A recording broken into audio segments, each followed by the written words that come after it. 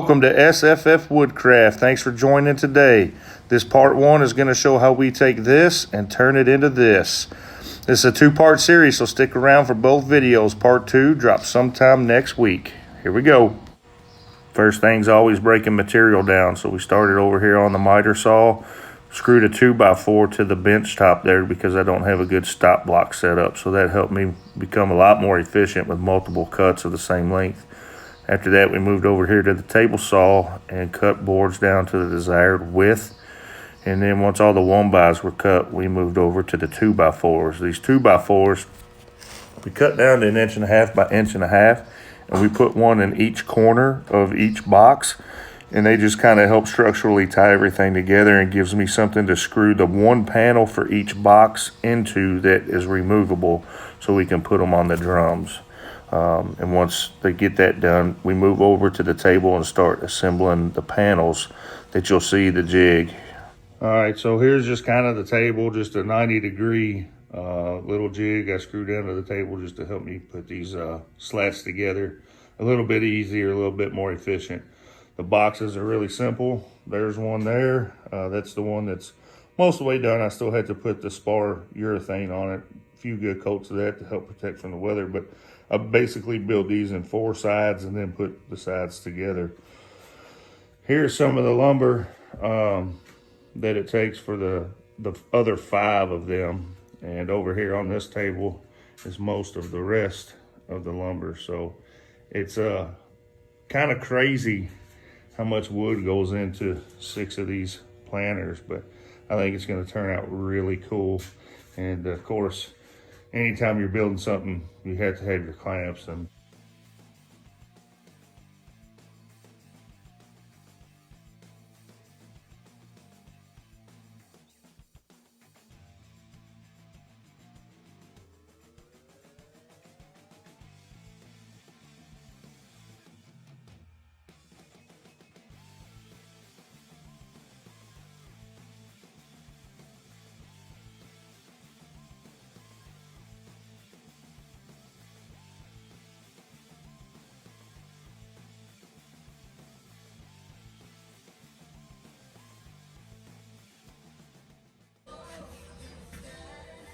boom, one panel down.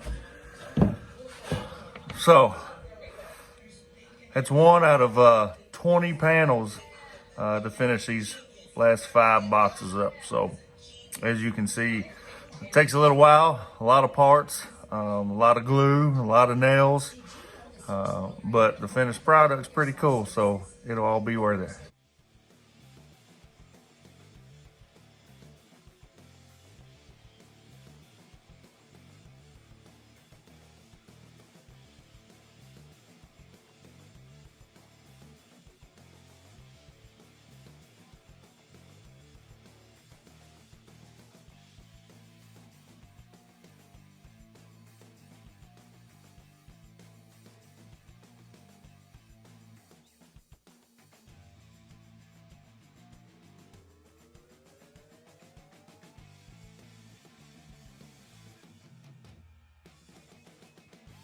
All right, so I know I showed you all those clamps just a few minutes ago, and it was a huge pile, right? Looked like a ton of clamps, but here's why we need so many clamps, and I still don't have enough. But there's 3 panels, all right? And over here, I have 2 more panels. So that's just a quarter of the panels that I still have to build, and that's all the clamps I have. So actually, I'm gonna have to start unclamping these before I can build new panels, and I gotta make sure that the glue is set up and that they're not gonna move around on me. So even though it looked like a lot of clamps, it's really not, and I think I'm gonna have to buy some more. All right, so here's the reality of doing this the way I am with finished nails and glue is, even when I nail these, because the lumber I got has not been trued up, it's not been milled to spec as far as jointed and planed. It's just construction grade pine. So none of it's perfect. And when you look at it, you get these gaps on the ends. And that's what I'm actually utilizing the clamps for. And I just come in with the clamp wherever these are like that. and actually get some clamping pressure down on that stuff. And what that's going to do for me is allow it to get a good squeeze and keep it that way until the glue dries. And the finish nails are just in there to help hold this together until that glue dries anyways.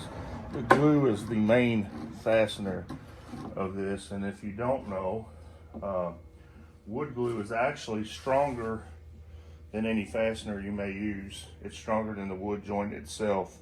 And the reality of it is, if this thing comes apart, it will actually tear the wood out before it breaks the glue joint. So very strong fit up here if you get good surfaces. So I just come along here and make sure that I get all these clamped down smooth, and what that does is really sandwiches that glue joint between the boards to get good coverage.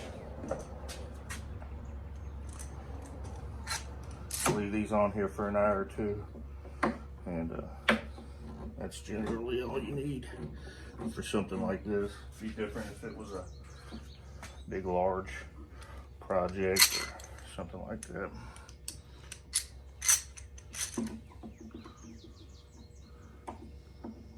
All right, so finally got all my panels cut, and this is what I'm constructing the boxes of.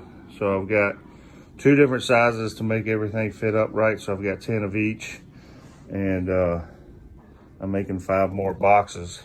And the next step is to take these strips, and I gotta put 2 on 2 different sides of the box. That's how I'm constructing these boxes. So you can see I've got one goes down through here. It's glued and nailed to a panel, and then this outside panel is screwed down through there. And I did that because how these have to go around the barrel, so you don't have to pick the boxes up and unstrap the tent. This way we can just slide the box in 3 sides, put the 4th side on, and screw it in place, and all is good. So that's what I'll be getting on to next.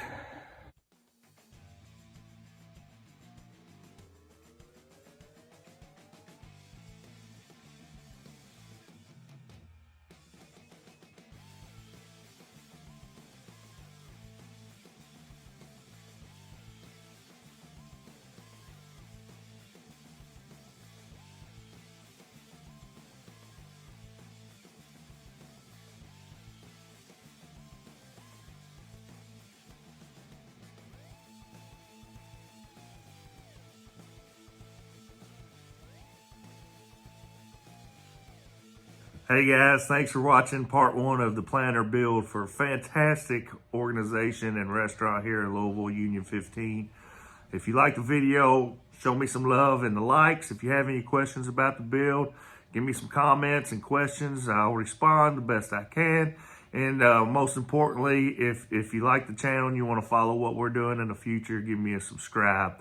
Also, go over to Instagram and give my Instagram page at SFF Woodcraft a follow. We would appreciate it. Really trying to focus and grow that page some. So thank you guys again for watching, and be on the lookout for part 2, because it's coming. We're working on it right now, so you can see how this planter build comes all together to really brighten up and pretty up this outdoor patio for my friends at Union 15. So thanks for coming along for the ride.